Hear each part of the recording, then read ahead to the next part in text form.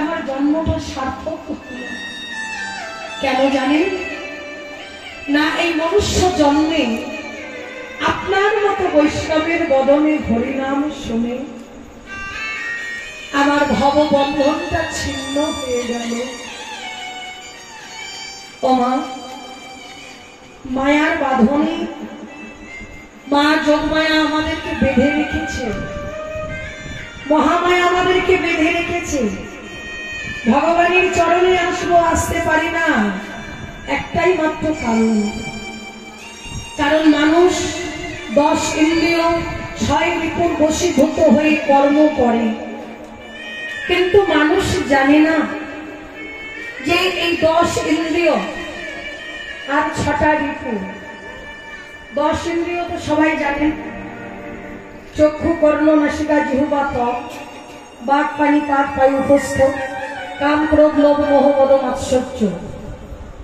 তাহলে যা কিছু আমরা করি এই দেহটার জন্য, দেহটাকে ভালো রাখার জন্য যা কর্ম করছি, টাকা পয়সা জমিয়ে রাখছি কার জন্য?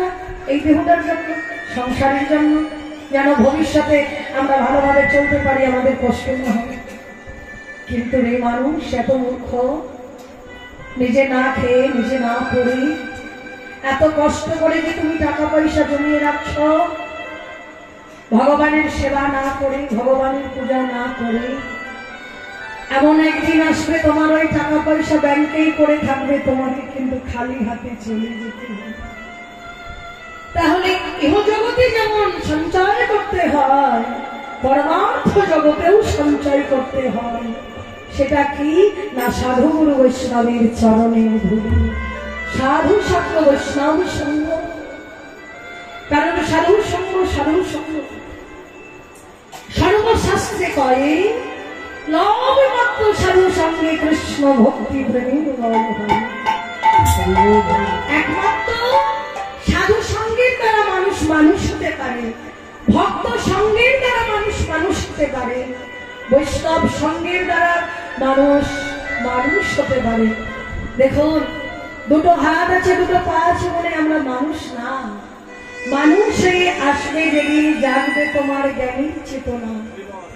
তুমি উচ্চ শিক্ষায় শিক্ষিত হয়েছ, তুমি চাকরি করছো, কিন্তু তোমার পরমার্থ জগতে তোমার কোনো জ্ঞান নেই। হ্যাঁ, তোমার পরমার্থ জগতে তোমার কোনো জ্ঞান নেই, তাহলে তোমার কোনো মূল্যও নেই। কেন না?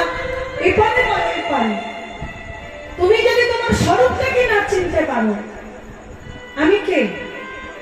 আমি কৃষ্ণ মজুমদারের মেয়ে না, এটা আমার পরিচয় নয়।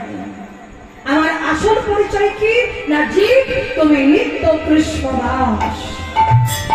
যাহা ভুলে গেলে মায়ার পিশাচ নিয়ে এসে গলাতে বাঁধিলে।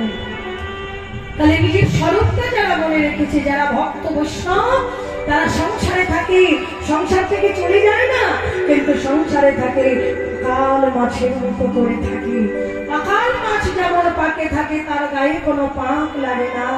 সাধুগুরু বৈষ্ণব ভক্ত যারা সংসার রূপে পাকের মধ্যে থাকে, তারা কিন্তু সংসারের পাক তাদের গায়ে লাগে না।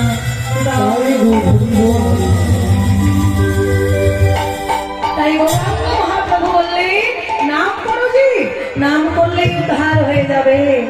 তাই দেখুন, যেহেতু আমাদের আলোচ্য বিষয় নিমাই সন্ন্যাস, এই গৌরচন্দ্র যেমন হবে লীলাটাও কিন্তু তদ্রূপ হবে। এই গৌরচন্দ্র আস্বাদন বলে বোঝা যাবে লীলার বিষয়বস্তু। তাই আজকে গৌর হরি আমার যেমনি নদিয়া পরিত্যাগ করলেন, বৈষ্ণব মহাজন বললেন আর কে করিবে দয়া